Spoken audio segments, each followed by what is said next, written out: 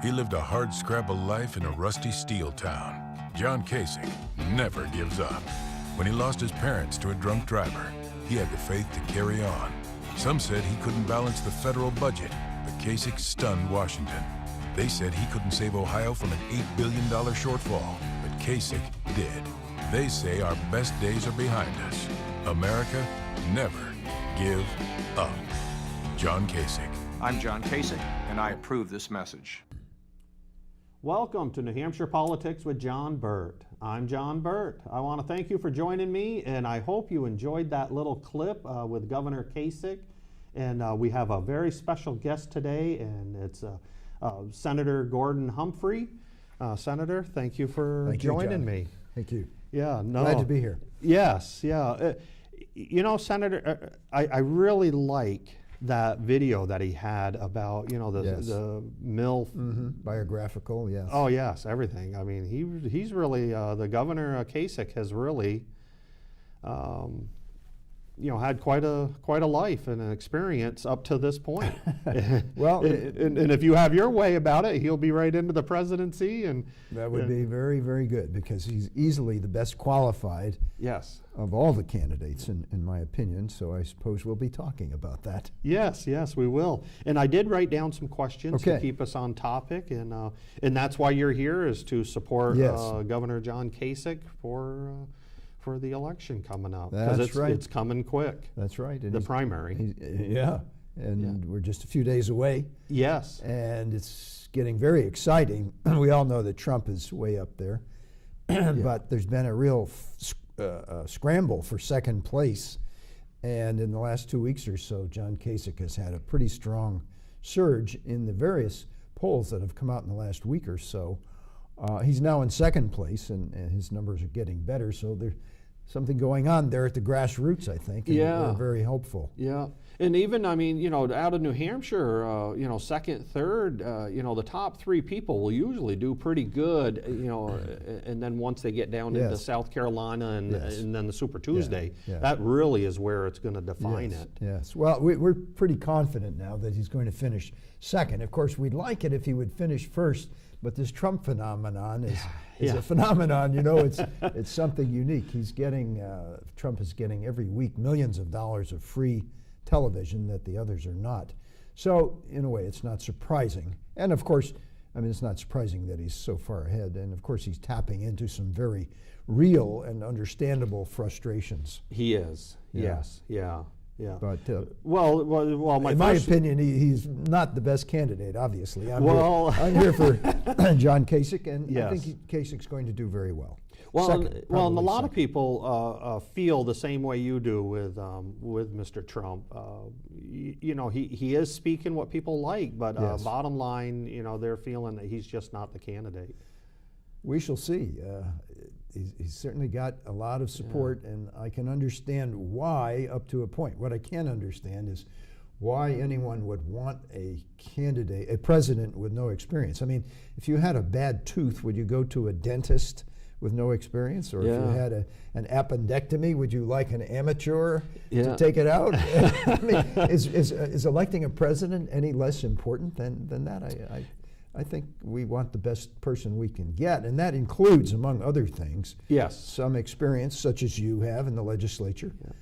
He served as a member of the Congress. Kasich served as a member of the Congress. Yes. Now he's a highly successful governor, so he's seen both sides, and for my money, he's the best qualified. So maybe we can talk about that in some detail. Absolutely. And that's why I liked his commercial, because I think it covers all of his steps that he, you know, to get him to today. Yes. And so that's my first question is, why are you supporting Governor John Kasich? I think you know, there's a lot of division in the country over politics and policy, but I think we're all pretty well united on a couple of things. First of all, we want a president who can bridge the gap in Congress between Democrats and Republicans and Democrats. Yes. I mean, it's all well and good to make nifty speeches, but if you can't get a majority together to enact your policy, then you're a failure. You're not going to get anywhere. And the last thing we need is another 4 years or 8 years of stalemate and name calling. So first of all, I support John because he has a record of bringing together both parties in the Congress and in Ohio, where he's now governor. When he was in Congress during the Reagan years and the presidencies of George the First and George the Second Bush, Yes. he was chair of the Budget Committee in those years, John, and this goes back to the economy. As chair of the Budget Committee, people find this hard to grasp, but it's true, it's factual. As chair of the Budget Committee, he literally balanced the federal government 4 years in a row. For 4 years, Wow. we were running black ink, not red ink, and that debt clock that you sometimes see on television that's continually going up actually stopped and began to run in reverse for 4 years. And the nation, Kasich, if you will, was responsible for paying back 10% of the national debt in those 4 years. So Wow. he has that record, plus obviously a detailed understanding, knowledge of the federal budget, which is a pretty complex document, and he knows more about the budget and how to balance it than all of the others combined. And now with the, what is it, $17-18 trillion debt? Very close to 19. Wow. And does Governor Kasich think there's still hope for us, and could he fix that? Yes. His plan is to do, again, what he did in Congress as chair of the Budget Committee. His plan is to do, again, what he did in Ohio as governor, where he had to work with the Democrats and the Republicans in the legislature out there to do three things. First, ease the regulatory burden. Yes. All of these are designed, by the way, to stimulate the economy so that it's growing. And when you have a growing economy, it makes it much, much easier to balance the budget and to pay back debt. So to grow the economy, you have to restrain regulation, even rescind some of it where it makes sense to do so. You have to reduce taxes, and you have to restrain the growth of spending. And he's done that in Ohio, and probably the best yardstick, or the best proof, if you will, is this. John, you'll understand this as a state legislator. Yes, yeah. Appreciate it. The number of persons who work for the state of Ohio, the number of state employees, is at a 30-year low in Ohio. Wow. And in the meantime, services have not been reduced. In fact, he was just reelected by 64% of the vote. Huge landslide. So the people approve of what he's been doing out there to restrain the growth of government, to reduce taxes, reduce the regulatory burden. And as a consequence, Ohio is booming. They've created 400,000 new jobs. And get this is really cool. They've brought back jobs from China and Mexico to Ohio. Ah, really? That's pretty remarkable. That is. And that's proof that if you have the right climate and the right leadership, obviously, an economy can grow, whether it's the state of Ohio or the United States of America. Yeah. We couldn't get him to retire here in New Hampshire and possibly run for governor, could we? Well, we'll see about that. But I'm for getting him elected president Yes. first. Well, my second, we did touch base a little bit on this, but about the recent New Hampshire polls. Yes. They are favorable toward Governor Yes. Kasich. Yes. Well, as I mentioned, I acknowledged Donald Trump is out there. So in a sense, the silver is the gold medal this time around, Yes. the silver medal. Yeah. So there's been a real contest between George Bush and John Kasich and Chris Christie, Governor Chris Christie, and a couple of senators and other odds and ends. Yeah. But as you kindly noted, in the last 2 weeks or so, all of the polls, and there have been 6 or 8 of them now, indicate that John Kasich is in second place, that he's surging, his numbers are getting better. People are starting to focus, they're beginning to see that momentum and say, hey, what's this guy all about? And for my money, the more people who take a close look, the more votes we're going to get. So it's working for us quite well now. Yeah, no, that's good. And now, what are some of the accomplishments, when he was a congressman? Mm-hmm.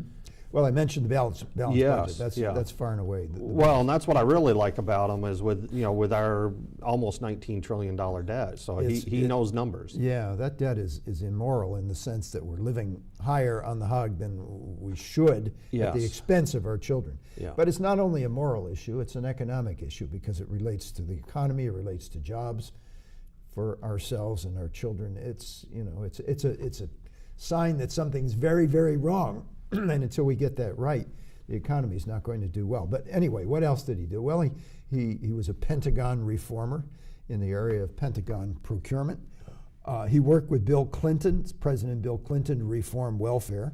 That was one of his important accomplishments. And by the way, on that score of working with President Clinton and working with Democrats, that is a terribly important matter. As I said at the outset, I think all of us want a president who can finally get the job done. And the only way that can be done is by bringing together enough Democrats and Republicans to comprise a majority in Congress.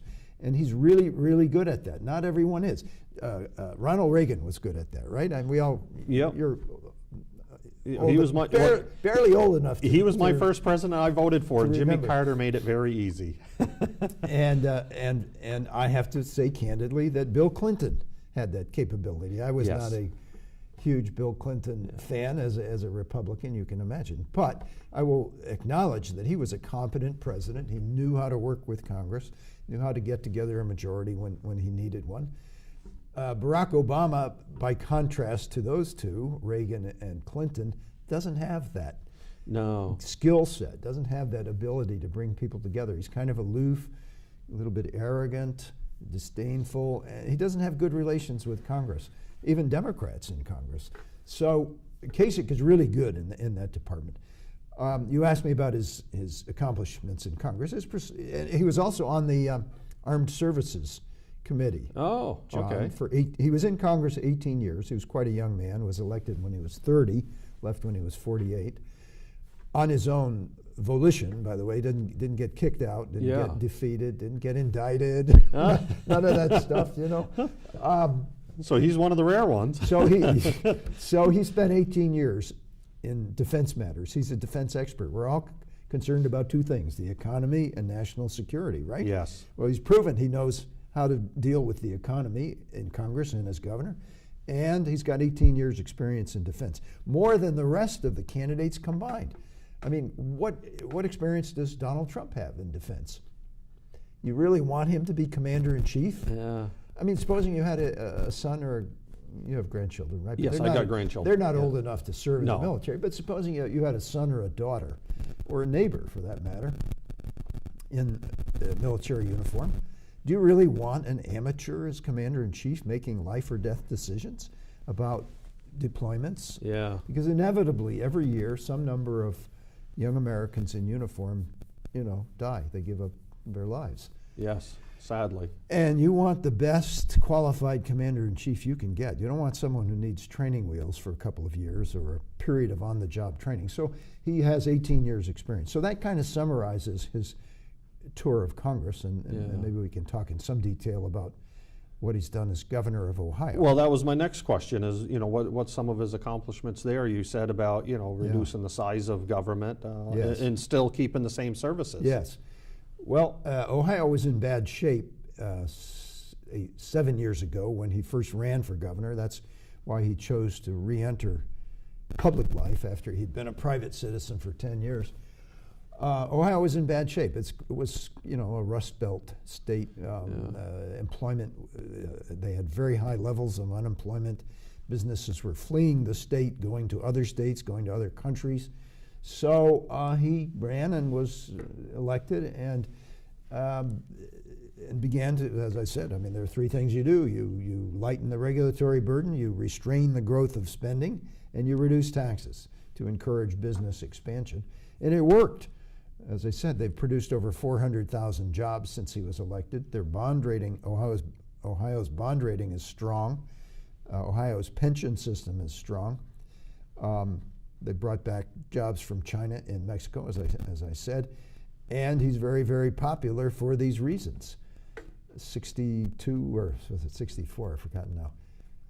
It was a landslide. He was reelected by a landslide. Wow, that is a good number. So he's done great things as a governor as well. And it's important to add that in the context of all of this, that, as he puts it, people who live in the shadows, that is the working poor and the mentally ill and the drug addicted, they haven't been ignored. Those programs have been funded, and he's a very kind and compassionate man, not in a syrupy sort of a way. He is a conservative, after all, in the mold of Ronald Reagan, believes in limited government. Yeah. But like Ronald Reagan, he's a kind man. He's considerate of others, and that's reflected in his policies toward the less advantaged people in our society. Yes, yeah. Now, how about his growing up? You know, his background in that area. Well, that's a good follow-on question, because I think my theory is that he is sensitive to the plight of the less fortunate because of his upbringing. He had a very modest upbringing. He grew up in a suburb of Pittsburgh, Pennsylvania, steel town. His father was a postman, carried mail for 30 years on his back, walking. Yes. The walking postman. Wow. His grandfather was a coal miner, died of black lung disease. Huh. His mother's side of the family were first-generation immigrants. And it was, you know, kind of a struggle, as you saw in that clip, that biographical clip that showed, you know, the house he grew up in, the church he attended, and the, you know, the kind of not so prosperous looking surroundings. Yeah. So he's sensitive to what ordinary Americans have to deal with. But he believes in hard work. Absolutely. I mentioned earlier that he worked with Bill Clinton, President Clinton, to reform welfare, to ensure that people who are getting welfare actually work for it. Yes. Yeah. And we need that. Well, we do. You know, I think it gives them a purpose and honor, and you know, to keep moving forward like that. Now, how about something about his family? I mean, you know, I know his parents are gone, you know, tragically. Yes, his parents were killed by a drunk driver. Yeah, sad. Yeah, rather they weren't old. Yeah, so that shaped his life. He's a man of deep faith. Incidentally, this is kind of cute, I think. The first office that John Kasich held was that of altar boy. Oh, is that right? How old are altar boys? 10 or 12 or something like that. But he aspired even then to be of service, and was chosen to be an altar boy. Yeah, so he doesn't wear it too much on his sleeve, but he's a man of deep faith, attends church, attends a Bible study group, incidentally, and also did while he was back in Ohio, but also did while he was in Congress. Believe it or not. There are Bible study groups in Congress. You might not believe that, but it's true. And one thing is, you know, I know there's several governors running. Yes. And we'll touch base on that in a second. But why does a governor make a better president? Well, first of all, think of Barack Obama, whose sole experience was that of 3 or 4 years in the United States Senate. That proved to be not such a great idea. No. And if you think about it, there have been very few senators elected president. I think if you go back, who's very few persons whose sole experience was that of a U.S. senator. I think you have to go back to John Kennedy for the next previous one, the next one previous to Barack Obama. And so they're not often elected. The voters don't often elect senators, and there's a good reason, because what do they do? They make speeches, they cast votes, and that's important, but that isn't the same as running something and being solely responsible. A mayor, a governor, is the buck stops here, as the expression goes. It stops on his or her desk. And a governor or a mayor has to solve problems, has to be pragmatic, practical, aggressive, decisive, get it done. And if you don't do well, you're thrown out. And if you do well, you get reelected.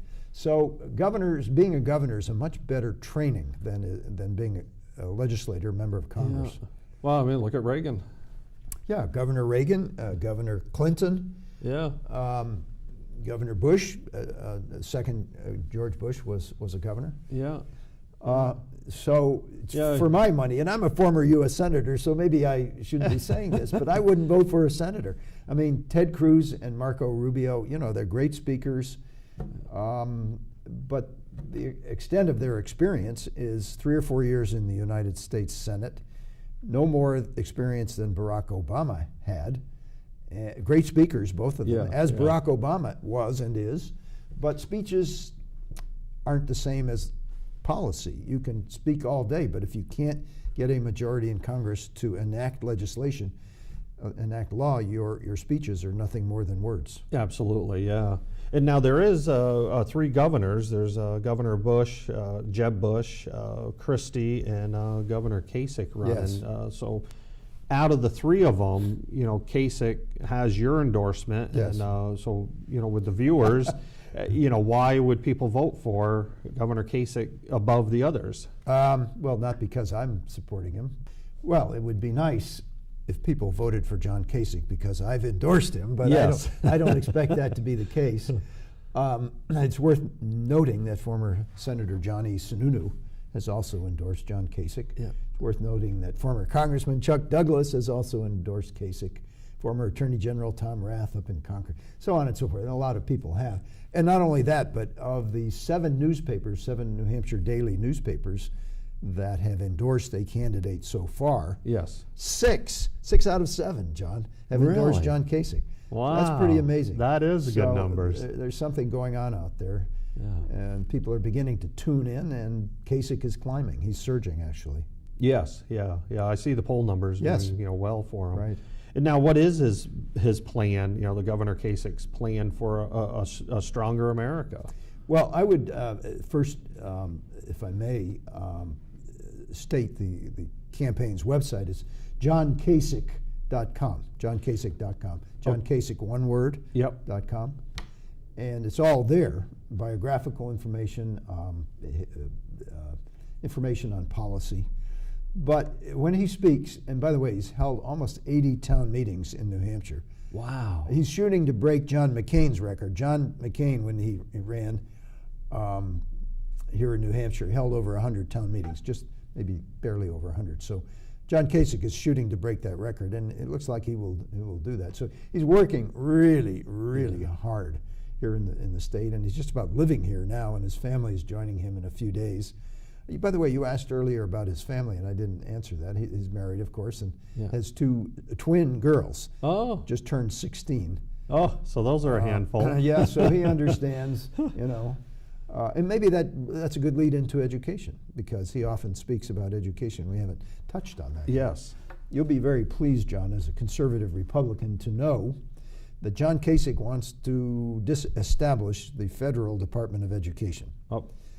That's nice tunes to my ear. And to return those programs with the money, with the money to the states, so that the 50 states can compete with one another to find the best methods and the most efficient methods to educate our children. Because education in this country, we all know, is not what it needs to be. That doesn't mean the teachers aren't doing their darndest, doesn't mean they don't deserve gold medals.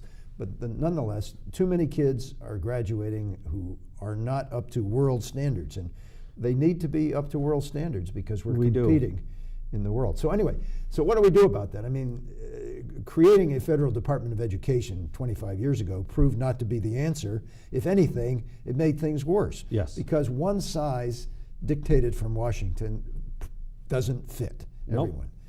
And it's become a bureaucratic nightmare and a bureaucratic jungle, and the only way to solve it is not through more, law and more regulations, but to break up that monopoly, if you will, that the Federal Department of Education has, and return the power and the money to the states and let them determine state by state how they want to do it. That's the only way to really do it. Because right now we're 20th approximately in the world on education, and you touched exactly what we need to do. Yes. So, I like what Governor Kasich has planned for us. Well, he's done a lot of innovative things in Ohio as well. For example, they have vocational education starting in the 7th grade.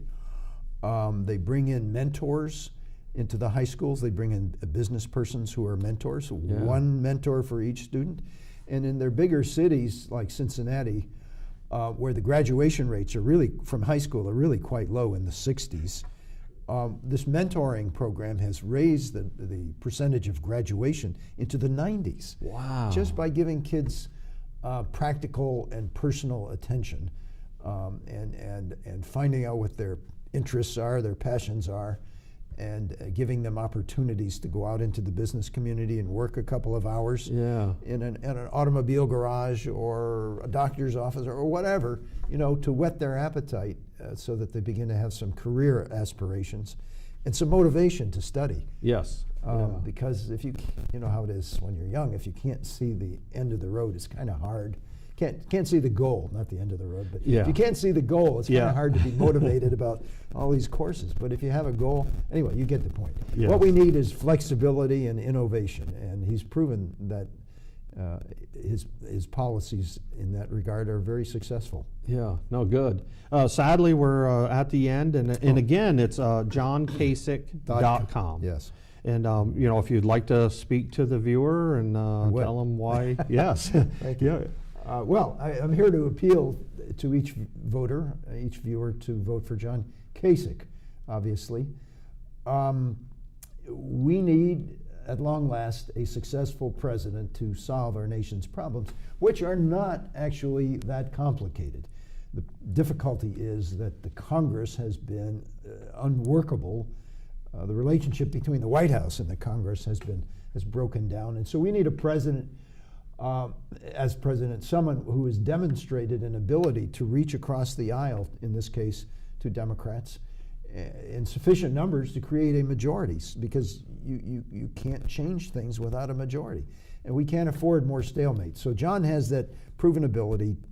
It's a kind of a personal thing. Reagan had it, Bill Clinton had it, to reach across the aisle, and his ideas are sound about the economy.